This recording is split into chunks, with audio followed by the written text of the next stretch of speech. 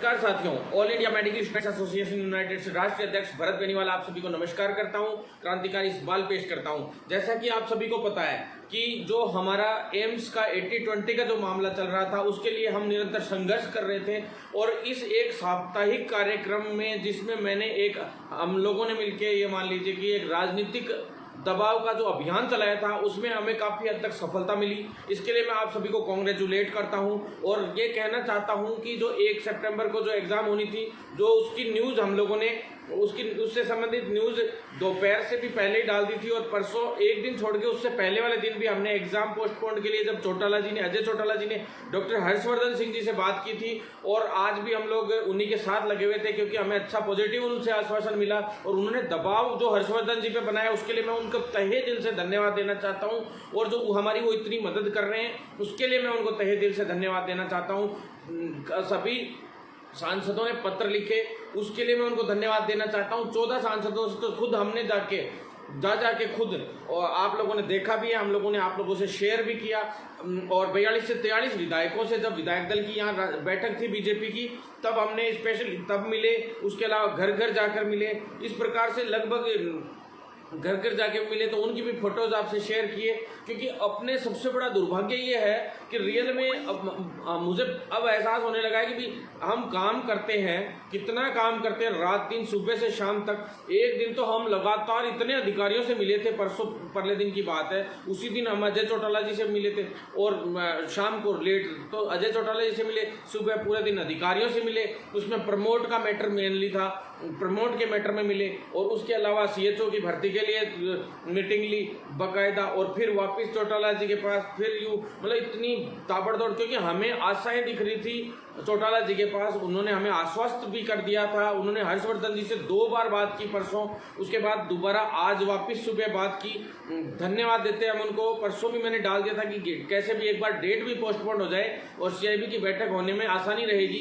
हर्षवर्धन जी बार बार यूं ही कह रहे थे कि 1 सितंबर को तो एग्जाम है, तो अभी CIB की बैठक बुलाना संभव नहीं है, जबकि हमने चौटाला जी ने साफ कह दिया था, मैंने भी कहा था उनसे कि कोविड-19 का ये दौर है, इस दौर के अंदर इतने बच्चों की परीक्षा एक साथ में करवाना भी संभव नहीं हो पाएगा। खतरे से खाली नहीं है, नेट और JEE दोनों एग्जामों तक का विरोध हो रहा है, मतलब इतने बड़ी एग्जाम का विरोध हो रहा है और आप ये इतनी बड़ी एम्स की जो 50-60 हज़ार बच्चे, इतने बच्चे बैठेंगे तो इनकी एग्जाम कराना संभव कैसे हो पाएगा ढंग से। तो हम लोगों ने साफ उनसे कहा कि भाई इसमें ये संभव नहीं है, फिर भी आप एक बार कैसे भी करके कोशिश कीजिए कि पहले CIB की बैठक बैठ जाए। लेकिन मंत्री जी ने कहा इतनी जल्दी CIB की बैठक बुलाना संभव नहीं है, बीच में शनिवार रविवार की छुट्टी थी, आज का और कल का वर्किंग डे सेंटर में था। राजस्थान में हालांकि छुट्टी थी, रामदेव जी और तेजा जी की जयंती की, उसकी भी मैं आप लोगों को बधाई देना चाहता हूँ सभी को।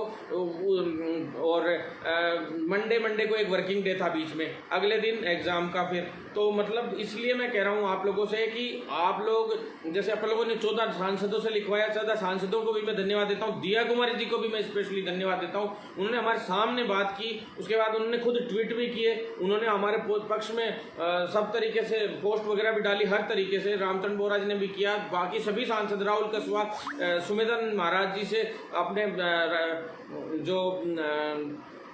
अपने रमेश यादव भाई हैं, उन्होंने लिखवाया, लेटर भी लिखवाया और उन्होंने फ़ोन भी करवाए।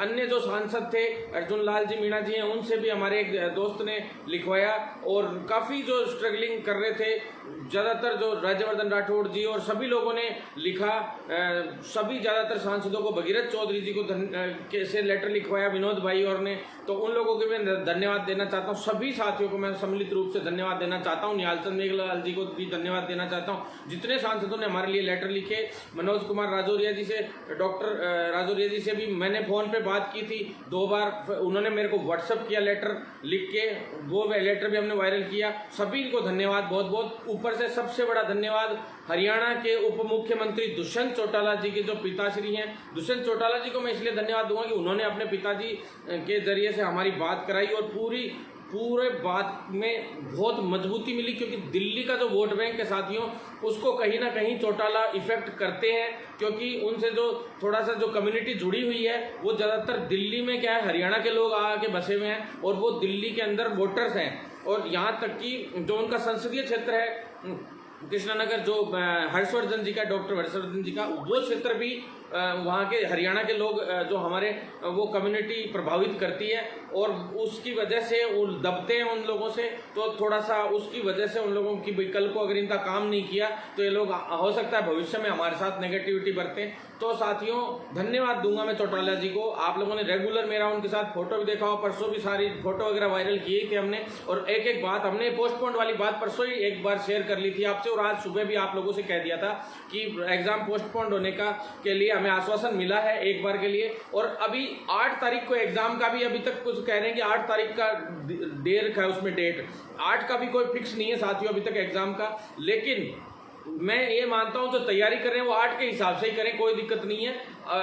8 की भी डेट आगे पीछे होने की संभावना पीछे तो नहीं होगी, आगे ही बढ़ेगी, अगर बढ़ेगी तो 8 के बाद ही अगर होगा, 8 या 8 के बाद ही।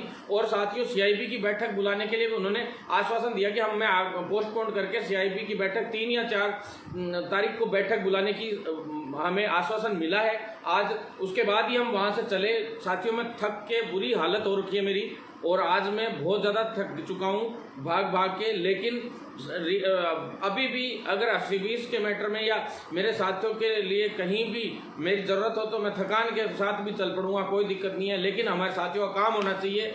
आधी रात को भी हम उनके लिए सबके लिए तैयार हैं। साथियों इस आंदोलन को, इस अभियान को, राजनीतिक दबाव वाले अभियान को, इसको कहीं कमज़ोर नहीं होने देना है। और जो हमारे हरीश कांडला जी जो साथी हैं, जो यूनियन के बड़े भाई हैं हमारे, वो लोग हैं, चाहे जोधपुर यूनियन है, चाहे अदर यूनियंस हैं एम्स की, या सभी लोग हैं, वो सब लोग मजबूती से इस लड़ाई को इसी तरह से लड़ते रहे। हम लोग हमेशा उनके साथ हैं। मेरे बेरोजगार अभ्यर्थी हैं, उनको कमर कस के तैयार रहना होगा। हो सकता है SC20 के मामले में दिल्ली में अभी कुछ करना पड़े, हो सकता है कैसी भी स्थिति आ सकती है साथियों। स्पष्ट अभी तक पूरी तरह से कुछ भी नहीं है, हमारी जीत हुई है। लेकिन अभी ये एग्जाम पोस्टपोन्ड हुई, एम्स की एग्जाम पहली बार इतिहास में पोस्टपोन्ड हुई। और दूसरी बात आपको बता दूं, एम्स में कई बार बड़े घपले हो चुके, लेकिन पहले कभी मुद्दा नहीं उठाया। पहली बार हमने सीरियसली लिया। 15 दिन में, सिर्फ 15 दिन मैंने इस मुद्दे को सीरियस लिया, और उसमें हम लोगों को पॉजिटिविटी भी मिली। और कूच करेंगे हम दिल्ली की तरफ बहुत जल्द। साथियों पहले हर्षवर्धन जी का जो जवाब मिला था उसमें ये था कि भाई वो कह रहे थे कि अगली वैकेंसी में चलो हम लोग कुछ भी संशोधन कर देंगे, लेकिन इस भर्ती में तो कराना संभव नहीं हो पाएगा। लेकिन चौटाला जी ने जो प्रेशर बनाया, रियल में बहुत मैं उनको थैंक यू देता हूं। और मैं थैंक यू तब दूंगा लेकिन पूरा कि जिस दिन इसमें कुछ हो। डेट आगे बढ़ना कोई बड़ी चीज़ नहीं होती है। ये तो अपन कभी भी करा लेते हैं, कई चीज़ों की डेट आगे पीछे तो करा लेते हैं, ऐसी बात नहीं है। लेकिन इसकी CIB की बैठक और तुरंत प्रभाव से इसमें मजबूती से इसको 80-20 का जो रूल है इसको रिमूव किया जाए। इसमें चाहे 50-50 या जिस प्रकार से भी जो पुरानी भर्तियों का जो रूल है उनमें से कोई सा भी एक लागू किया जाए। मेनली तो हम पुरानी भर्तियों के रूल्स के अकॉर्डिंग ही करवाना चाहते हैं, क्योंकि हर्षवर्धन जी ने चौटाला जी को 50-50 के हिसाब से भी छोटा सा दिया था उन लोगों ने ऑप्शन। लेकिन हमने यही कहा है कि कोशिश आप यही कीजिए कि पुराने नियमों के अकॉर्डिंग ही हो ऐसा इसमें। क्योंकि जब एडमिशन लिए जाते हैं उस वक्त बेवकूफ़ बनाया जाता है बच्चों को। किसी छात्र को ये पता नहीं रहता कि इसमें 80-20 का रेशियो है। जो ये फर्जी दुकानें चलती हैं, जो ये फर्जी नर्सिंग कॉलेजेस चलती है पूरे इंडिया में, हर एक राज्य में, उन नर्सिंग कॉलेजेस के अंदर पहले से रूल है साथियों कि 80-20 के रेशियो से ही आप स्टूडेंट्स ले सकते हैं। इसीलिए मैं बार बार आप लोगों से कह भी रहा था। मैंने जब सुप्रीम कोर्ट के लिए मना किया तो आप लोग माने भी मेरी बात, उसके लिए भी मैं धन्यवाद देता हूं। सुप्रीम कोर्ट में जाना अभी बहुत ही ज़्यादा गलत इसलिए था क्योंकि साफ कह दिया था मैंने कि एक बार डिसीजन आ गया उसके बाद हम कभी भी उसको बदल नहीं पाएंगे, ना सरकारें बदल पाएंगी ना कोई और बदल पाएगा साथियों। इसलिए क्योंकि 80-20 कोई वक्त पे तो सिर्फ नर्सेज 100% गर्ल्स ही ली जाती थी पुराने टाइम में, लेकिन 80-20 का रेशियो उसके बाद बना। 80-20 का रेशियो बना, लेकिन नर्सिंग कॉलेजेस जितनी भी थी प्राइवेट नर्सिंग कॉलेजेस, उन्होंने 80-20 के हिसाब से गर्ल्स बॉयज आए नहीं उन लोगों के पास। तो जो सीटें खाली रह जाती थी उनको लड़कों से ही भरते थे ये लोग। तो इस प्रकार से फिर हाई कोर्ट में भी हमारा जाने से ज़्यादा बेटर था कि राजनीतिक दबाव हो और चीज़ें हों कई तरीके से, जैसे एम्स नर्सेज यूनियन वगैरह, ये सारे मिलके नर्सेज जितने भी थे आप लोग, तो हमारे साथी बड़े भाई लोग, तो वो लोग लड़ाई लड़ें और एकजुट रहें। मैंने एक बार पहले वीडियो डाला था एकजुट होने के लिए, उसके बाद आप लोग एकजुट भी हुए। मैंने इतना कहा कि इससे अच्छा तो इस प्रोफेशन को बेच दो, और आप लोग सभी एकजुट हुए, मुझे बहुत खुशी हुई। साथियों एकता में शक्ति है। मैं तो ये कहता हूँ जो भी अदर भी संगठन जो भी घूम रहे हैं बंद कर दो ये सब। सब बंद कर दो, तुम्हारा खुद की मेहनत करो। कुछ नहीं है संगठनों में, तुम कोई जिला अध्यक्ष बना देता है, कोई महासचिव बना देता है, कुछ भी आना जानी नहीं है साथियों। क्या काम किए हैं, ये नाम क्या क्या जिला अध्यक्ष लगा लिया। आंख बंद करके इस प्रोफेशन में, मेडिकल प्रोफेशन में आंख बंद करके पत्थर फेंक दो, जाके अध्यक्ष की महासचिव सचिव की गाड़ी पे पड़ता है। गाड़ी भी कौन सी, मोटरसाइकिल। अरे यार तुम लोग ढंग से सुधर जाओ। मतलब कई तो पैदल ही घूम रहे हैं सचिव, बस में लुमट रहा है, कोई किधर से घूम रहा है। साथियों ऐसे नहीं होता है। आप लोग मेहनत कीजिए, इस प्रोफेशन के लिए लड़ाई लड़िए, अपने आप नाम हो जाएगा। कोई किसी को कुछ करने की जरूरत नहीं पड़ेगी। कोई संगठन काम नहीं आता है, सब सिस्टम फेक है, आधे से ज़्यादा 99%। आप लोगों से मैं निवेदन करना चाहता हूँ कि 80-20 के मैटर में जो सहयोग किया है सभी ने, उनको धन्यवाद देता हूं। नरेंद्र सिंह तोमर जी को धन्यवाद देता हूं एमपी से, और जो राम गोपाल यादव जी हैं जो सांसद, उनको धन्यवाद देता हूं कि उन्होंने सीआईबी की सीआईबी में मेंबर भी हैं, उनको हमने आग्रह किया और उसके बाद उन्होंने स्पेशली लेटर भी दिया। प्लस उन्होंने ये भी कहा कि सीआईबी की बैठक दोबारा इस मैटर में बुलाई जाए, क्योंकि उनको भी ढंग से उस वक्त मैटर का ढंग से पता नहीं था। तो साथियों हमारे जो यूपी के जो टीम है वो जाके मिली राम गोपाल यादव, उस टीम को भी धन्यवाद देता हूँ। प्लस धन्यवाद तब दूंगा मैं सभी को जब 80-20 रिमूव हो जाएगा पूरी तरह से। साथियों ये आगे डेट बढ़ी है, इसका लाभ उठाना है हमें। 3 या 4 को बैठक हो सकती है दोबारा से सीआईबी की। तो साथियों आप लोग तैयार रहे। अगर 1% भी बैठक नहीं कराने का होता है तो हो सकता है मैं कुछ बड़ा करने जाऊं, तो उस बड़े करने के दौरान आप लोगों को साथ देना होगा मेरा। दूसरा, आप सभी से मैं कहना चाहता हूं, जितने साथी मेरे, हर चीज को हम टाइम टू टाइम कर रहे हैं। प्रमोट वाला मुद्दा है, परसों हमने प्रमोट का मुद्दा सारे अधिकारियों से बैठ के मीटिंग ली, आप लोगों ने देखा। आमने सामने बैठ के मीटिंग लेता हूं अधिकारियों से। ज्यादातर तुम्हारे कई लोग ज्ञापन सौंपने जाते हैं, फोटो ही खिंचवाने जाते हैं शायद, वो लोग तो खड़े होके ज्ञापन पकड़ाते हैं और फोटो खिंचवा के अखबार में खबर लगवाते हैं। वाह, अरे क्या हो जाएगा यार अखबारों में खबर। तुम खुद का प्रचार कर रहे हो या काम करना चाहते हो? धरातल पे काम करो। मैंने अखबार में खबर लगवाना ही बंद कर दिया है। मैं लगवाऊं ना तो कोई गिनती नहीं रहेगी अखबारों में खबर लगवाने की। इतने इतने अखबारों में खबर आएगी मेरी जो गिन नहीं सकते आप लोग। साथियों मैं आपसे कहना चाहता हूं कि धरातल पे काम करो, बंद करो ये दिखावा करना। और सबसे बड़ी बात, जो ये अखबारों में खबर लगवाते ना, इनकी पोस्ट ही शेयर करना बंद कर दो। मैं कह रहा हूं अपने आप इस फील्ड का नाम रोशन हो जाएगा। रोज नहीं नया नेताजी उभर जाता है, बरसाती मेंढक नौकरी लग गया और पार हो गया, आपने दिखते ही नहीं उसके बाद ये। अरे साथियों इन फील्डों को बचा लो। नर्सिंग, फार्मेसी, एमबीबीएस, बीडीएस सबको बर्बाद कर दो। पैरामेडिकल में 500 नेता हो गए। अरे डेढ़ घंटे में वो भाषण सुना होगा आपने। 1.5 घंटे अधीनस्थ आयोग के सामने जाके बैठा था मेरे आह्वान पे और वो लोकेश भाई के आह्वान पे, 2 लोगों के आह्वान पे पैरामेडिकल के सभी छात्र इकट्ठे हुए। मैं ये नहीं कहता मेरे आह्वान पे, पर सभी पैरामेडिकल छात्रों के आह्वान पे एक स्टेज पे सभी को लिया और संगठनों को भी बुलाया हमने कि सभी आओ। पर थोड़ी देर बाद तिल मिला गए। अरे हड़बड़ा क्यों जाते हो भाई, काम करो ना धरातल पे। 1.5 घंटे में हमने ऑर्डर जारी करवा दिया। आज तक अगर साइट पे 1.5 घंटे के अंदर अंदर वहां खड़े खड़े में अगर ऑर्डर जारी हुआ हो आज तक, तो बता देना पैरामेडिकल का कोई। और इसी तरह से काम होंगे। लेकिन एकता बनाए रखो, एक दूसरे को दोष देना बंद करो, एक दूसरे की टांग खींचना बंद करो। चाहे पैरामेडिकल की हो, चाहे नर्सिंग की हो, चाहे फार्मेसी की हो, चाहे अदर हो, एमबीबीएस हो, सभी डेंटल के हो। डेंटल के तो शायद पता नहीं सो ही रहे हैं क्या। अरे भैयों जाग जाओ डेंटल वालों। ऐसे ही चलता रहा ना तो तुम्हारी तो एक भी भर्ती नहीं आती है, और भर्तियां तो आती हैं। फिजियोथेरेपी वाले हैं, उन साथियों की आज तक कैडर तक नहीं बन पाया है, काउंसिल तक नहीं है। अरे कहाँ सो रहे हो भाइयों तुम लोग जुड़ो, हम लोगों को नंबर भेजो, अपने कोर्स का नंबर नाम लिख के भेजो। हर जिले में हम लोग पूरी टीम तैयार कर रहे हैं इस बार से, लेकिन टीम भी ऐसे तैयार करना चाहते हैं कि जिसमें कोई दलाल पैदा नहीं हो जाए। अब ये भी तो है कि अध्यक्ष बनाते हैं कल को और वो दलालियां करने लगे, बदमाशियां करने लग जाएं। हमें ईमानदार आदमी चाहिए जो रियल में इस प्रोफेशन का भला कर सके। इसी तरह से अगर चलता रहा ना तो ये मतलब ये फील्ड है ना, केकड़े जानते हो आप, एक टंकी में केकड़े को छोड़ दो, केकड़ा ऊपर चढ़ेगा, दूसरा केकड़ा उसकी टांग खींच लेगा, वो उसको नहीं चढ़ने देगा। तो ये जो केकड़ा चाल है इसको बंद करो और इस स्ट्रगल करो। प्रमोट के मुद्दे पे मैं आपको स्पष्ट रूप से कह देना चाहता हूं, परसों मिले, इसके बाद बहुत जल्द राजस्थान नर्सिंग काउंसिल का कुछ ही ये मान लो 2-3 दिन में ऑर्डर जारी होने वाला है। उसी के अकॉर्डिंग मैं पैरामेडिकल का करवाऊंगा और उसी के अकॉर्डिंग फिर फार्मेसी का होगा और फिर उसके अकॉर्डिंग हम कोर्ट में लेके जाएंगे एमबीबीएस और डेंटल के मामले को। फिजियोथेरेपी का भी इसी के अकॉर्डिंग हो जाएगा जो पैरामेडिकल और इनके थ्रू। तो आरएचएस के लिए हम लोगों ने प्रमोट तो सभी हो चुके हैं, लेकिन जो एग्जाम्स होने थे प्रमोट तो सभी को करवा लाए साथियों। एमबीबीएस को भी प्रमोट करवा लाया हूं मैं, करवाने को तो एमबीबीएस भी प्रमोट करवा दिया था, ये तो कभी हो गया था। लेकिन MBBS प्रमोट हो गए, लेकिन जिन स्टूडेंटों के जैसे बैक है या उनको उस क्लास का एग्जाम देना है, तो वो नवंबर दिसंबर में फिक्स कर रहे थे पहले ये लोग कि भाई एग्जाम तो देना ही पड़ेगा, अगली क्लास में तो प्रमोट हमने कर ही दिया आपके कहने से, यूं कह रहे थे हम लोगों को। अरे भैया ये बहुत खतरनाक है एग्जाम देना। कोविड-19 में अभी खतरे से खाली नहीं है। आप जबरदस्ती हम अपने साथियों को किसी को खतरे में झोंकने नहीं देंगे, किसी को बीमारी में नहीं झोंकने देंगे किसी भी हाल में। आज आप परीक्षा करवाने का प्रयास करेंगे तो भी जो अभी थोड़े दिन पहले अधीनस्थ आयोग पे हुआ उससे खतरनाक, उससे 100 गुना खतरनाक RUHS पे भी होगा, स्वास्थ्य भवन पे भी और सब जगह होगा।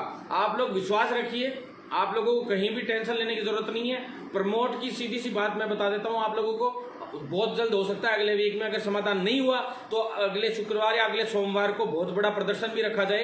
तो आप लोग तैयार रहिएगा। और ये कई लोग जो ज्ञापन सौंपने जा रहे हैं ना RUHS या और कहीं भी, तो मैं उनसे भी ये कह देना चाहता हूं, भैया ज्ञापन किसको सौंप रहे हो? हमने फाइल बनवा के भेज दिया, RUHS में ज्ञापन सौंपने जा रहे हो, क्यों दिखावा करते हो? झूठे दिखावे करने बंद करो, साथ देना शुरू करो, हम लोगों से भी जुड़ो, कोई दिक्कत नहीं है हम लोगों को, आप लोगों से कोई ऐतराज नहीं है। हमारे प्रोफेशन का भला होना चाहिए, सभी साथियों को प्रमोट का भी सिस्टम मिलना चाहिए। 80-20 का हम लोग कर ही रहे हैं। और CHO की भर्ती के लिए जो लोग बहुत ज्यादा चिंतित हैं, मैं उनसे कह देना चाहता हूं कि सरकार से खुद से हमने इतनी भर्तियां बढ़वा के केंद्र से और सारी लिया है यहाँ पे, और अशोक गहलोत ने भी सारी घोषणा कर दी है, और नहीं करेगा ना अभी तो भर्ती तो ये सरकार गिरने को हो रही है और अभी हम गिरा देंगे ढंग से। आप टेंशन मत लो, कहीं भी टेंशन लेने की जरूरत नहीं है। मैंने लट वाली बात कही थी, इन सरकारों को अब लट पड़ेंगे तो पड़ेंगे लट, मैं कह रहा हूँ कहीं नहीं रुकेगा मामला। हम इतनी मेहनत कर रहे हैं, राजनीतिक अप्रोचेस को काम ले रहे हैं साथियों, प्रधानमंत्री से लेके और राहुल गांधी से लेकर सभी लोगों के साथ हमारी फोटोज है, लेकिन हम शेयर नहीं करना चाहते। दिखावा आज तक नहीं किया किसी नेता के साथ, मैंने कभी फोटो नहीं डाली, लेकिन क्या करूं, आप लोगों को दिखाना भी जरूरी है कि ये मेहनत की वो मेहनत की। हम लोग धरातल पे मेहनत करते हैं और इतने पावरफुल है खुद भी कि किसी को दिखाने की जरूरत नहीं है। हमें खुद इतने पावरफुल हैं कि आज सांसद और विधायकों से ज्यादा तो काम खुद कराने का मादा रखते हैं साथियों, चाहे वो कहीं भी हो, विधानसभा क्षेत्र हो, संसदीय क्षेत्र हो, कहीं भी हो। अगर मैं इतनी मेहनत आज मेरे विधानसभा क्षेत्र में कर लेता ना जितनी मैंने 9 सालों से आप लोगों के लिए की है। कई लोग कह देते हैं कि 8 साल से ये हो रहा है, वो हो रहा है, ये नहीं किया, वो नहीं किया। अरे साथियों, रोक के बैठा हूं प्राइवेट में जाने से पूरी फील्ड को अकेला। इतनी मेहनत कर रहे हैं, अगर इतनी मेहनत में मेरे विधानसभा क्षेत्र में, तुम लोग सोचना कभी बैठ के, इतना पैसा और इतनी मेहनत में है ना, मेरे विधानसभा क्षेत्र में आज से 2 साल पहले, जब 1.5 साल पहले चुनाव थे तब कर लेता ना, तो आज मैं कहीं MLA होता और मंत्री होता किसी सरकार में, और जो मंत्रियों के तलवे चाटने होते ना तो पता नहीं कितना पैसा होता, हजारों करोड़ का मालिक होता मैं। ये ऐसे नहीं है, लेकिन आप लोग साथ दीजिए, आप लोगों के लिए ईमानदारी से लड़ रहे हैं और तो लड़ते रहेंगे, और सारी चीजें आप देख रहे हो और ऐसे ही लड़ते रहेंगे। और साथियों, CHO के मामले में बता देता हूँ, CHO की बहुत जल्दी भर्ती विज्ञप्ति जारी होने वाली है, सब कुछ तैयार है। उसमें CHO का मैं बता देता हूँ, नंबर 1 की तनख्वाह बढ़वा दी है 25,000 से तनख्वाह और इंसेंटिव 15,000। नंबर 2, आप लोगों के लिए जो CHO के जो बाहर वाले जो भाई लोग थे, जिनकी वजह से ये विज्ञप्ति अभी थोड़े दिन रुकी, 10-15 दिन, उस जो मेन लेट होने के रीजन थे उसमें। नंबर 2, CHO के जो बाहर लगे हुए जो भाई लोग हैं उन लोगों को इन्वॉल्व करवाया कि भाई ठीक है, एग्जाम दे दो, एग्जाम फाइट कर लो, एग्जाम में अगर नंबर आ जाता है तो आप लोगों को EVIS कोर्स नहीं करना होगा। यहाँ पे 38 सेंटर अभी बना दिए गए हैं EVIS कोर्सेज के लिए, सभी जगह पे सब पूरी तैयारियां हम लोग कर रहे हैं। डबल सेशन में करवाना पड़ेगा क्योंकि भर्तियों की संख्या तिगुनी के लगभग हो जाएगी, 8,000 भर्तियां हो जाएंगी, तो 6300 के करीब होंगे। तो 2 सेशन में हो सकता है 38 की जगह पे 42 या 43 सेंटर हमें बनवाने पड़ेंगे EVIS के लिए, कोर्स के लिए साथियों। और जो पहले वाले थे उनमें से 163 लोगों की CHO जो संविदा वाले थे जिनको CHO का कोर्स कराया गया था, टोटल 378 के करीब लोग थे, उसमें से 163 को पोस्टिंग जल्दी दिलवा देंगे। आप टेंशन मत लीजिए, आप लोगों के लिए बात हो गई है, क्योंकि कोर्ट में आप लोगों का मामला चल रहा है, वो भी निपटा देंगे। ये तीसरी भर्ती है, 2310 प्लस 5500 वाली में से 4000 जोड़ दिए ये, और 1500 की अलग से आ जाएगी, तो 6310 प्लस 1500 की फाइल हम बहुत जल्द पूरी करवा देंगे। 6310 तो अब भी करवा देंगे। 2 हो सकता है कि विज्ञप्ति कल सुबह भी जारी हो जाए, कल शाम को भी जारी हो जाए, 2-4 दिन में जारी हो जाएगी साथियों, क्योंकि कोर्ट में इस भर्ती को मैंने पहले ही कैविएट लगवाई है स्पेशली, ताकि इस पे कोई स्टे नहीं आ सके।